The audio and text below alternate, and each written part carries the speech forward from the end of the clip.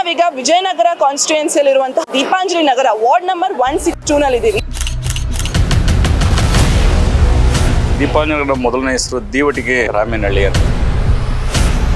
ಯಾವ ರೀತಿ ದೀಪಾಂಜಲಿ ನಗರದ ವಾರ್ಡ್ ಪರಿಸ್ಥಿತಿ ಸದ್ಯಕ್ಕಿದೆ? ಡ್ರೈನೇಜ್ಗಳಾಗ್ಬೋದು, ಟಾರ್ ಹಾಕಿರ್ಬೋದು, ಗುಂಡಿ ಕೇಳದಿರ್ಬೋದು, ಇಂಥ ಸಮಸ್ಯೆಗಳು ಬಹಳಷ್ಟು ಇದೆ. ಕಾರ್ಪೊರೇಟರ್ ಆಕ್ಷನ್ ನಡೆದಿದ್ರೆ ಸರಿ ಹೋಗ್ತಿದ್ವು. 10 ವರ್ಷದಿಂದ ಆಗದೆ ಇರೋದ್ರಿಂದ ಇನ್ನೂ ಸ್ವಲ್ಪ ಜಾಸ್ತಿನೇ ಆಗಿದೆ. ಬೇಸಿಗೆಗಲ್ದೆ ತಂಪಾಗಿದ್ದೀವಿ ಅಂತಂದ್ರೆ ಕೃಷ್ಣಪ್ಪ ಅವರ ಸಾಥಿಂದ ಮತ್ತೆ ನಮ್ಮ ಅರ್ಜುನ್ ಅವ್ರ ದೇವ ಸಾಥಿಂದ ಇದಾಗ್ತಿದೆ. ನೀವು ಯಾರನ್ನೇ ಮಾತಾಡ್ಸೋ ನಾನು ಹೇಳೋದೇ ಅವ್ರು ಅರ್ಜುನ್ ಅವರು ಅಂತ ಹೇಳೋದು. ಕೊರೋನಾ ಟೈಮಲ್ಲಿ ಮನೆಗೆ ಊಟ ತಲುಪಿಸಿದ್ದಾರೆ, ಮನೆಗೆ ಹಾಲು ತಲುಪಿಸಿದ್ದಾರೆ. ನೀವು ನೋಡ್ತಿದ್ದೀರಾ ಪಬ್ಲಿಕ್ ನೆಕ್ಸ್ಟ್. ನಾನು ಪದ್ಮಶ್ರೀ. ಸಮಯ ಹೊಡ್ತಾ ಇದೆ, ಬೆಂಗಳೂರು ಹೈಟೆಕ್ ಸಿಟಿ ಆಗ್ತಿದೆ. 5 ವರ್ಷಗಳು ಕಳೆದ್ರೂ ಕೂಡ ಇನ್ನು BBMP ಎಲೆಕ್ಷನ್ಸ್ ಅಥವಾ ಈಗಿನ GBA ಎಲೆಕ್ಷನ್ಸ್ ಇನ್ನೂ ಕೂಡ ಆಗಿಲ್ಲ. ಸದ್ಯ ನಾವೀಗ ವಿಜಯನಗರ ಕಾನ್ಸ್ಟಿಟ್ಯೂನ್ಸಿಯಲ್ಲಿರುವಂತಹ ದೀಪಾಂಜಲಿ ನಗರ ವಾರ್ಡ್ ನಂಬರ್ 162 ನಲ್ಲಿದ್ದೀವಿ. ಒಬ್ಬ ಕಾರ್ಪೊರೇಟರ್ ಇಲ್ಲದೆ ಅಧಿಕಾರಿಗಳ ಕೈಯಲ್ಲಿರೋ ಒಂದು ವಾರ್ಡ್ ಯಾವ ರೀತಿ ಇದೆ, ಇಲ್ಲಿನ ಜನರ ಸಮಸ್ಯೆ ಯಾವ ರೀತಿ ಇದೆ, ಸಮಸ್ಯೆ ಅಂತ ಬಂದಾಗ ಜನ ಯಾರ ಹತ್ರ ಹೋಗ್ತಾರೆ ನೋಡ್ಕೊಂಡು ಬರೋಣ ಬನ್ನಿ. ಕಳೆದ 5 ವರ್ಷಗಳಿಂದ GBA ಎಲೆಕ್ಷನ್ಸ್ ನಡೆದಿಲ್ಲ. ಯಾವ ರೀತಿ ದೀಪಾಂಜಲಿ ನಗರದ ವಾರ್ಡ್ ಪರಿಸ್ಥಿತಿ ಸದ್ಯಕ್ಕಿದೆ? ಮೇಡಮ್, ನಮ್ಗೆ 5 ವರ್ಷ ಅಂತ ಅನ್ನೋದು ಮುಖ್ಯ ಅಲ್ಲ ಮೇಡಮ್. 5 ವರ್ಷಕ್ಕಿಂತ ಮುಂಚೆಯಿಂದನೂ ನಮಗೆ ನಾವು ಸಮಾಜ ಸೇವೆಯಲ್ಲೇ ನಡೀತಿದೆ. ಅರ್ಜುನಣ್ಣ ಅವರು ವಾರ್ಡ್ ಅಧ್ಯಕ್ಷರಾಗಿ ಅವ್ರು ಅವಾಗ ಅಧ್ಯಕ್ಷ ಸ್ಥಾನದಿಂದ ತಗೊಂಡ್ರು. ಅವಾಗಲಿಂದ ಆಮೇಲೆ ಇದು ಅವ್ರ ಕಾಲದಿಂದ ಅಲ್ಲ, ಅವ್ರ ತಂದೆ ಕಾಲದಿಂದ, ಅವ್ರ ತಾತನ ಕಾಲದಿಂದ ಸೇವೆನೇ ಮಾಡ್ಕೊ ಬರ್ತಿದ್ದಾರೆ. ಆಮೇಲೆ ಈಗ ಎಲೆಕ್ಷನ್ ಬಂದಿದೆ ಅಂತಾನು ನಮ್ಗೇನು ಇದೇನಿಲ್ಲ. ಎಲೆಕ್ಷನ್ ಇದೆ ಮಾಮೂಲಿ ದಿನನಿತ್ಯ ಕೆಲಸ ಏನ್ ಮಾಡ್ತಾರೆ ಅದನ್ನೇ ಮಾಡ್ತಾರೆ. ಬೆಳಗ್ಗೆ ಅವ್ರು 4 ಗಂಟೆಗೆ ಎದ್ರೆ ಇನ್ನು ಸಾಯಂಕಾಲ 10 ಗಂಟೆಗೆ ಅವ್ರ ಮನೆಗೆ ಹೋಗೋದು. ನಾವು ಬೇಸಿಗೆಗಲ್ದೆ ತಂಪಾಗಿದ್ದೀವಿ ಅಂತಂದ್ರೆ ಕೃಷ್ಣಪ್ಪ ಅವರ ಸಾಥಿಂದ ಮತ್ತೆ ನಮ್ಮ ಅರ್ಜುನ್ ಅವ್ರ ದೇವ ಸಾಥಿಂದ ಇದಾಗ್ತಿದೆ. ಸೊ ಅರ್ಜುನ್ ದೇವರು ಒಂದು ಫಿಲಂ ಅವ್ರು ಮಾಡಿದ್ದಾರೆ. ಅದಾದ ನಂತರ ಅವ್ರಿಗೆ ಇನ್ನೂ 2 ಫಿಲಂ ಇದೆ. ಸೊ ಅವರು ಅವೆರಡು ಬಿಟ್ಟು ಜನ ಸೇವೆ ಮಾಡ್ಬೇಕಂದ್ಬಿಟ್ಟು ಜನ ಸೇವೆಗಳಿಗೋಸ್ಕರ ಅವರು ಸ್ಪಂದಿಸ್ತಾ ಇದ್ದಾರೆ. ಸಮಸ್ಯೆಗಳೇನಿಲ್ಲ, ನಾವೇನೇ ಆದ್ರೂ ನಾವು ಕೇಳೋದು ಅರ್ಜುನ್ ಅವ್ರನ್ನೇ ಹೋಗಿ ಕೇಳ್ತೀವಿ. ನೀರಿನ ಸಮಸ್ಯೆ ಏನ ಇದ್ರೆ ಮತ್ತೆ ಚೇಂಬರ್ ಸಮಸ್ಯೆ ಏನ ಇದ್ರೆ ಕೇಳ್ತೀವಿ, ತಕ್ಷಣ ಫೋನ್ ಮಾಡ್ತೀವಿ, ಬರ್ತಾರೆ, ಸಮಸ್ಯೆ ಎಲ್ಲ ಸರಿ ಮಾಡ್ಕೊಡ್ತಾರೆ. ಮತ್ತೆ ಹಂಗೂ ನೀರಿಲ್ಲ ಅಂದಕ್ಕೆ ಬೋರೆಲ್ಲ ಹಾಕ್ಸ್ಕೊಟ್ಟಿದ್ದಾರೆ ದೇವಸ್ಥಾನ ಹತ್ರ, ಮರನ್ ದೇವಸ್ಥಾನ ಹತ್ರ. ಮತ್ತೆ ಪೈಪ್ಗಳೆಲ್ಲ ಎಳಿಸ್ಕೊಡಿ ಅಂತ ಕೇಳ್ದು ಮನೆಗೆ ಅದನ್ನೇ ಎಳಿಸ್ಕೊಟ್ಟಿದ್ದಾರೆ. ಮತ್ತೆ ಕೊಳಾಯಿಗಳು ಹಾಕ್ಸ್ಕೊಟ್ಟಿದ್ದಾರೆ.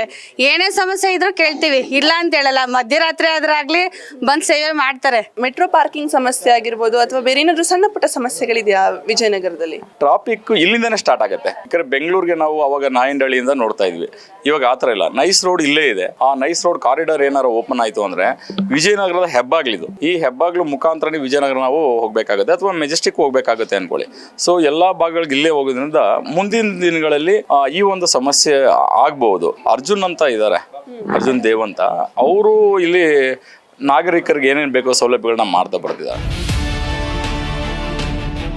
ಇನ್ನು ಈ ವಾರ್ಡ್ನಲ್ಲಿ ಕಾಂಗ್ರೆಸ್ ಪಕ್ಷದ ಯುವ ನಾಯಕ GBA ಚುನಾವಣೆಯ ಆಕಾಂಕ್ಷಿ ಅರ್ಜುನ್ ದೇವ್ ಅವರು ಕಾರ್ಪೊರೇಟರ್ ಅಲ್ಲದಿದ್ದರೂ ಜನರ ಕಷ್ಟಕ್ಕೆ ಸ್ಪಂದಿಸಿ ಅವರಿಗೆ ಸಹಾಯ ಮಾಡುತ್ತಿದ್ದಾರೆ ಎಂದು ಇಲ್ಲಿನ ನಿವಾಸಿಗಳು ತಿಳಿಸಿದ್ದಾರೆ.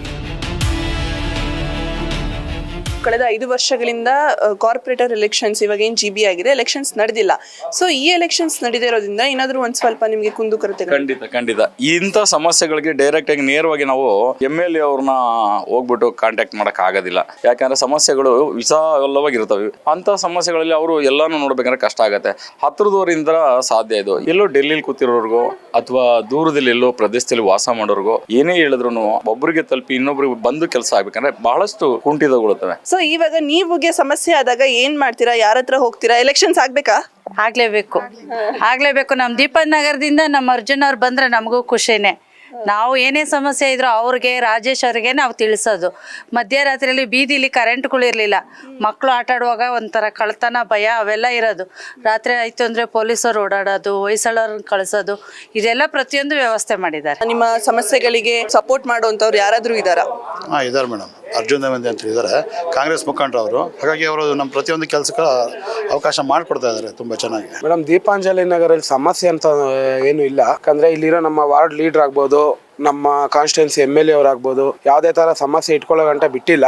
ಇದ್ರೆ ಸಣ್ಣ ಪುಟ್ಟ ಸಮಸ್ಯೆ ಅಂದ್ರೆ ನಾವು ಇವತ್ತು ಅವ್ರಿಗೇನಾದ್ರು ನಾವು ರೆಸ್ಪಾನ್ಸ್ ಈಗ ಕೊಟ್ಟು ಅಂದ್ರೆ ಸರ್ ಈ ತರ ಹಣ ಪ್ರಾಬ್ಲಮ್ ಇದೆ ಅಂತ ನಮ್ಮ ಅರ್ಜುನ್ ಅಣ್ಣಂಗೆ ಹೇಳ್ದು ಅಂದ್ರೆ ನಾಳೆ ಮಧ್ಯಾಹ್ನದಷ್ಟೇ ಕ್ಲಿಯರ್ ಆಗಿರುತ್ತೆ ಅದೆಲ್ಲ.